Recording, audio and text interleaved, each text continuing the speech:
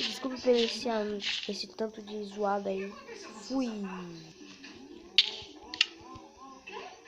Seu sapato? Tudo bem, eu conto. Eu tava vindo pra cá e de táxi, na hora de descer, assim, um pouco distraída, desenhou tudo no buraco, acredita? Quebrou o salto.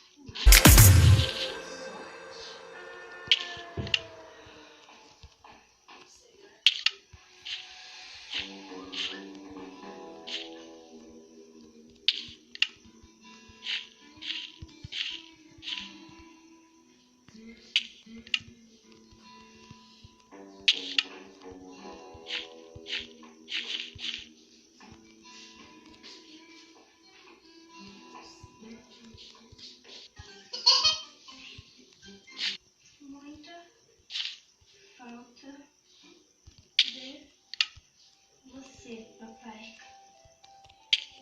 Um beijo de sua filhinha.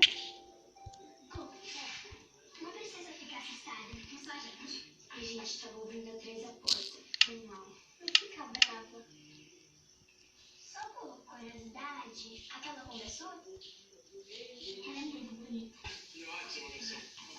Copo de leite. Nada mais perigoso para quem tem intolerância à lactose.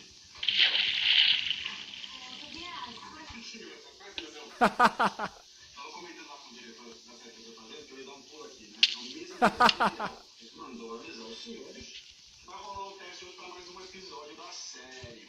Então, gente,